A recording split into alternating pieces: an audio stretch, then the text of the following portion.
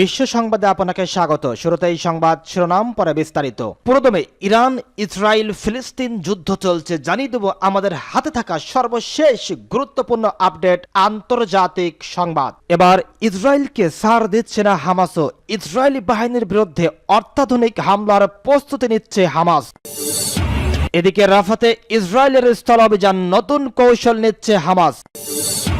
আরো জানাবো, রাফা থেকে ইসরায়েলি সেনা প্রত্যাহারের দাবিতে আইসিজেতে দক্ষিণ আফ্রিকা। এরপর জানিয়ে দেব গাজায় গণহত্যার প্রতিবাদে ইহুদিবাদী কসাই হিসেবে খ্যাত নেতানিয়াহুর বিরুদ্ধে গ্রেপ্তারি পরোয়ানা জারি করতে আইসিসির প্রতি কলম্বিয়ার প্রেসিডেন্টের আহ্বান। আরো জানাবো, রাগে গজগজ করে জাতিসংঘ সনদ ছিলেন ইসরায়েলি রাষ্ট্রদূত।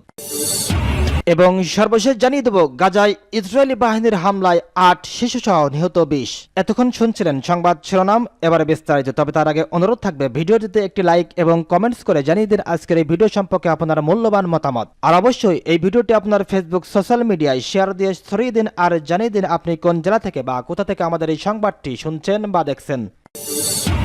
ইসরায়েলি বাহিনীর বিরুদ্ধে অত্যাধুনিক হামলার প্রস্তুতি হামাসের। গাজার দক্ষিণী শহর রাফায় ইসরায়েলি সামরিক বাহিনী হামলা শুরু করে অগ্রসর হচ্ছে। তবে সেখানে ইসরায়েলি হামলা প্রতিহত করতে রাফায় অত্যাধুনিক হামলার প্রস্তুতি নিচ্ছে ফিলিস্তিনের স্বাধীনতাকামী সংগঠন হামাস। গণমাধ্যমের প্রতিবেদনে বলা হয়েছে, যুদ্ধ পর্যবেক্ষকদের তথ্যমতে রাফায় অগ্রসর হওয়া ইসরায়েলি বাহিনীর বিরুদ্ধে ফিলিস্তিনি যোদ্ধাদের দ্বারা শুরু করা অত্যাধুনিক আক্রমণ প্রমাণ করে যে হামাস স্থল আক্রমণ প্রতিহতের জন্য আগাম প্রস্তুতি নিয়েছে। Institute for study of war ISW critical threats project CTP report করেছে শুক্রবার ফিলিস্তিনি যোদ্ধারা রাফাতে ইসরায়েলি বাহিনীর উপর 3টি কৌশলগতভাবে অত্যাধুনিক আক্রমণ চালায়। তাতে থার্মোবারিক বোমা, রকেট চালিত গ্রেনেড এবং অ্যান্টি পার্সোনাল রকেট ব্যবহার করা হয়। ISW ও CTP নামে দুটি মার্কিন থিঙ্ক ট্যাঙ্কের প্রতিবেদন অনুসারে হামাস বাহিনী ও সহযোদ্ধারা শুক্রবার পূর্ব রাফায় ইসরায়েলি সৈন্যদের উপর 18টি হামলা চালায়। থিঙ্ক ট্যাঙ্কগুলো বলেছে, হামাস যে আক্রমণ চালিয়েছে তার জন্য পরিকল্পনা, সমন্বয় ও সংগঠনের প্রয়োজন।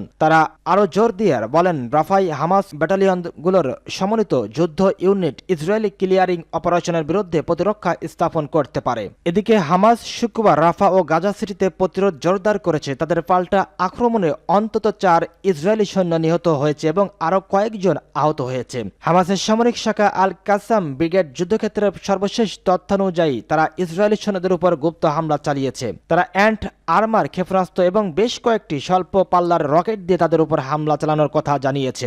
ইসরায়েলি সামরিক বাহিনী শুক্রবার সকালে জানায় তাদের সৈন্যরা রাফায় হাতাহাতি যুদ্ধ করেছে। তারা বেশ কয়েকজন বন্দুকধারীকে হত্যার দাবিও করে। পরে তারা স্বীকার করে জৈতুন এলাকায় একটি বিস্ফোরণে তাদের 4 সৈন্য নিহত হয়েছে। এর ফলে গাজায় স্থল হামলা শুরুর পর নিহত ইসরায়েলি সৈন্যের সংখ্যা দাঁড়ালো 271 জনে। গত বছরের 7 অক্টোবর থেকে গাজায় ভয়াবহ আগ্রাসন ও গণহত্যা শুরু করেছে ইসরায়েলি বাহিনী। এ থেকে রিপোর্ট লেখা পর্যন্ত প্রায় 35,000 ফিলিস্তিনি নিহত হয়েছেন, যাদের প্রায় 70% নারী ও শিশু। সূত্র আল জাজিরা। রাফাতে ইসরায়েলের স্থল অভিযান, নতুন কৌশল নিচ্ছে হামাস। গাজার রাফাতে স্থল অভিযান শুরু করেছে ইসরায়েলি বাহিনী। রাফাতে অগ্রসর হওয়া ইসরায়েলি বাহিনীর বিরুদ্ধে নতুন কৌশলে আক্রমণ চালাচ্ছে ফিলিস্তিনি সশস্ত্র যোদ্ধা হামাস। ফলে বাধার সম্মুখীন হচ্ছে ইসরায়েলি বাহিনী বলে যুদ্ধ পর্যবেক্ষকদের রিপোর্টে বলা হয়েছে। শুক্রবার ফিলিস্তিনি যোদ্ধারা রাফাতে ইসরায়েলি বাহিনীর উপর 3টি কৌশলগতভাবে অত্যাধুনিক আক্রমণ চালিয়েছে, খবর আল জাজিরার। প্রতিবেদনে বলা হয়েছে 3টি আক্রমণ হচ্ছে থার্মোবারিক বোমা, রকেট চালিত গ্রেনেড এবং বহু পর্যায়ের আক্রমণে কর্মী বিরোধী রকেট ব্যবহার করা হয় বলে জানিয়েছে institute for study of war ISW এবং ক্রিটিক্যাল থ্রেটস প্রজেক্ট CTP। রিপোর্টে বলা হয়েছে শুক্রবার হামাস সহ অন্য যোদ্ধারা পূর্ব রাফাতে ইসরায়েলি সেনাদের উপর 18টি হামলা চালায়। আরো বলা হয়েছে, এই আক্রমণগুলো আগে থেকে পরিকল্পনা করেছে হামাস। সমন্বয় ও সংগঠনের প্রয়োজন আরো জোর দিয়ে ইসরায়েলি আক্রমণ প্রতিহত করার জন্য নতুন কৌশল হাতে রেখেছে হামাস। হামাস যোদ্ধারা সমন্বিত যুদ্ধ ইউনিট নিয়ে ইসরায়েলি বাহিনীর বিরুদ্ধে আক্রমণ গড়ে তুলতে পারে। রাফা থেকে ইসরায়েলি সেনা প্রত্যাহারে আইসিজিতে দক্ষিণ আফ্রিকা। ফিলিস্তিনের অবরুদ্ধ গাজা উপত্যকায় রাফা থেকে ইসরায়েলকে সেনা প্রত্যাহারের নির্দেশ দিতে আন্তর্জাতিক বিচার আদালতে ICJ আবেদন করেছে দক্ষিণ আফ্রিকা। শুক্রবার 10 মে জাতিসংঘের সর্বোচ্চ আদালত এ তথ্য জানিয়েছে, খবর আল জাজিরার। রাফা হল মিশর সীমান্তে অবস্থিত গাজার সর্বদক্ষিণের শহর। ইসরায়েলি হামলা থেকে বাঁচতে এই শহরে গাজার 23 লাখ মানুষের মধ্যে 10 লাখের বেশি মানুষ আশ্রয় গ্রহণ করেছেন। এতে মানুষ আশ্রয় গ্রহণ করলেও বারবার রাফায় স্থল অভিযানের হুমকি দিয়ে আসছেন ইসরায়েলি প্রধানমন্ত্রী বেনিয়ামিন নেতানিয়াহু। এমন পরিস্থিতিতে রাফায় ইসরায়েলি হামলা ঠেকাতে আরও ব্যবস্থা গ্রহণ করতে আইসিজের দ্বারস্থ হয়েছে দক্ষিণ আফ্রিকা। এর আগে গত 29 ডিসেম্বর আইসিজেতে ইসরায়েলের বিরুদ্ধে গণহত্যা মামলা দায়ের করে দক্ষিণ আফ্রিকা।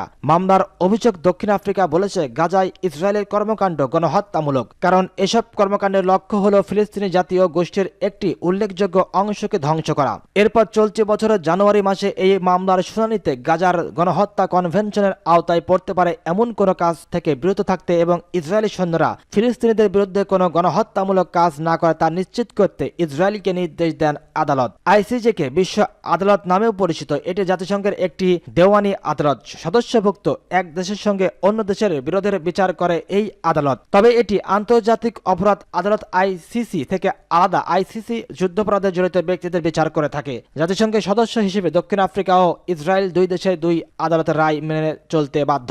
তবে দক্ষিণ আফ্রিকার এই অভিযোগকে ভিত্তিহীন বলে প্রত্যাখ্যান করেছে ইসরায়েল। তেল আবিবের দাবি, তারা গাজায় আন্তর্জাতিক আইন মেনেই কাজ করছে। গাজায় গণহত্যার প্রতিবাদ, নেতানিয়াহুর বিরুদ্ধে গ্রেপ্তারি পরোয়ানা জারি করতে আইসিসির প্রতি কলম্বিয়ার প্রেসিডেন্টের আহ্বান। ইহুদিবাদী ইসরায়েলের যুদ্ধবাজ প্রধানমন্ত্রী বেনিয়ামিন নেতানিয়াহুর বিরুদ্ধে গ্রেপ্তারি পরোয়ানা জারি করতে আন্তর্জাতিক অপরাধ আদালত বা আইসিসির প্রতি আহ্বান জানিয়েছেন কলম্বিয়ার প্রেসিডেন্ট গস্তাভো পেত্রো। ফিলিস্তিনের অবরুদ্ধ গাজা উপত্যকায় দখলদার ইসরায়েলি সেনারা যে বর্বর আগ্রাসন ও গণহত্যা চালাচ্ছে তার প্রতিবাদে তিনি নেতানিয়াহুর বিরুদ্ধে গ্রেপ্তারি পরোয়ানা জারির আহ্বান জানান। শুক্রবার সামাজিক মাধ্যম এক্স পেজে দেয়া এক পোস্টে গস্তাভো বলেন, নেতানিয়াহু গাজা উপত্যকায় গণহত্যা বন্ধ করবে না, এজন্যই তার বিরুদ্ধে গ্রেপ্তারি পরোয়ানা জারি করা দরকার। গাজা উপত্যকায় একটি আন্তর্জাতিক শান্তিরক্ষী বাহিনী মোতায়েনের কথাও বলেন কলম্বিয়ার প্রেসিডেন্ট। এর আগে গত সপ্তাহে গস্তাভো ইসরায়েলের সাথে তার দেশের সম্পর্ক ছিন্ন করার ঘোষণা দিয়েছিলেন। এছাড়া গাজায় গণহত্যা চালানোর অভিযোগে দক্ষিণ আফ্রিকা আন্তর্জাতিক বিচার আদালতে যে মামলা দায়ের করেছে সে মামলার প্রতি সর্বাত্মক সমর্থন দিয়েছেন কলম্বিয়ার প্রেসিডেন্ট। গাজা উপত্যকায় গণহত্যা চালানোর অভিযোগে ইহুদিবাদী ইসরায়েলের সাথে বলিভিয়া, ব্রাজিল এবং দক্ষিণ আফ্রিকা সম্পর্ক স্থগিত করেছে। রাগে গজগজ করে জাতিসংঘ সনদ ছিলেন ইসরায়েলি রাষ্ট্রদূত। এবার জাতিসংঘের অদ্ভুত কাণ্ড ঘটালেন ইসরায়েলি রাষ্ট্রদূত গিলাদ এরদান। ফিলিস্তিনকে স্বীকৃতি দেওয়া সহ দেশটিতে জাতিসংঘের পূর্ণ সদস্য করার পক্ষে একটি প্রস্তাব পাশ হওয়ার পর তিনি এই কাণ্ড করেন। শুক্রবারের এই ঘটনার ভিডিও অনলাইন মাধ্যমে ছড়িয়ে পড়লে তাকে নিয়ে শুরু হয়েছে তুমুল সমালোচনা। ভোটাভুটির পর সাধারণ সভাতেই জাতিসংঘ সনদ ছিঁড়ে ফেলেন তিনি। জাতিসংঘের সাধারণ পরিষদের 193টি সদস্য দেশের মধ্যে ফিলিস্তিনকে নতুন সদস্য করার পক্ষে ভোট দিয়েছে 143টি দেশ, আর বিপক্ষে ভোট দিয়েছে যুক্তরাষ্ট্র ও ইসরায়েল সহ 9টি দেশ। এছাড়াও ভোটদানে বিরত ছিল 25টি দেশ। জাতিসংঘ সনদ ছিঁড়ে গিলাদ এরদান বলেন, আজকের এই দিনটি অন্যতম কালো দিন হিসাবে লেখা থাকবে। আজকে জাতিসংঘে যে অনৈতিক কাজ হলো, আমি চাই গোটা বিশ্ব তা মনে রাখুক। আমি একটা আয়না দেখাতে চাই আপনাদের। রাষ্ট্রসংঘে সন্ত্রাসবাদের বিরুদ্ধে কত কথা বলা হয়, কত যুক্তি দেওয়া হয়, কিন্তু আজকে সব মিথ্যা হয়ে গেল। এমন একটা দেশকে সদস্য পদের জন্য সমর্থন জানানো হলো যারা সন্ত্রাসবাদকে মদত দেয়, জঙ্গিদের আশ্রয় দেয়। সন্ত্রাসবাদ নিয়ে যে সনদ তো আপনারাই আজকে ছিঁড়ে ফেললেন, আমি তারই প্রতিশ্রুতি দেখাচ্ছি আপনাদের। গিলাদ আরো বলেন, যে দেশের কোনো অস্তিত্ব নেই আপনারা তাদের পক্ষে ভোট দিলেন। আমি পরিষ্কারভাবে ভবিষ্যৎ দেখতে পাচ্ছি, আগামী দিনে ফিলিস্তিন হামাস জঙ্গিদের রাষ্ট্র হয়ে উঠবে, আর খুব শীঘ্রই হামাসের মাথা ইয়াহিয়া সিনওয়ারকে অর্থ প্রদান করে এই জাতিসংঘই। ভোটের মাধ্যমে জাতিসংঘের পূর্ণ সদস্যপদ না পেলেও কিছু অতিরিক্ত পেতে পারে ফিলিস্তিন। যেমন চলতি বছরের সেপ্টেম্বর থেকে পরিষদের অধিবেশনের কক্ষে অন্যান্য সদস্যদের সঙ্গে আসন পাবে তারা, তবে কোনো প্রস্তাবে ভোট দেওয়ার সুযোগ পাবে না। গাজায় ইসরায়েলি বাহিনীর হামলায় 8 শিশু সহ নিহত 20। গাজায় ইসরায়েলি বাহিনীর বিমান হামলায় 8 শিশু এবং 8 নারী সহ কমপক্ষে 20 জন নিহত হয়েছে। দেইর আল বালা শহরের আল আকসা হাসপাতালে হামলা চালিয়েছে ইসরায়েলি বাহিনী। এছাড়া ব্রিজ শরণার্থী শিবির সহ আজ জুয়াইদা এবং আল মুখরাকা শহরেও হামলা চালানো হয়েছে, খবর আল জাজিরার। 7 অক্টোবর ইসরায়েলি সীমান্তে প্রবেশ করে আকস্মিক হামলা চালায় ফিলিস্তিনি স্বাধীনতাকামী সংগঠন হামাস। এরপরেই গাজায় পাল্টা আক্রমণ চালায় ইসরায়েল। গাজার হামাস নিয়ন্ত্রিত স্বাস্থ্য মন্ত্রণালয় জানিয়েছে এখন পর্যন্ত সেখানে 34,904 ফিলিস্তিনি নিহত হয়েছে। এরই মধ্যে 70% নারী এবং শিশু। ইসরায়েলি হামলার এখন পর্যন্ত 78,572 জন আহত হয়েছে। এদিকে আন্তর্জাতিক মানবিক আইনের প্রতি নিজেদের বাধ্যবাধকতার সঙ্গে অসঙ্গতিপূর্ণ কর্মকাণ্ডে ইসরায়েল হয়তো যুক্তরাষ্ট্রের সরবরাহ করা অস্ত্র ব্যবহার করেছে, এমনটি মনে করার মতো যুক্তিসঙ্গত কারণ রয়েছে বলে জানিয়েছেন বাইডেন প্রশাসন। অবশ্য তবুও ইসরায়েলের কথা অবিশ্বাস্য করছে না তারা।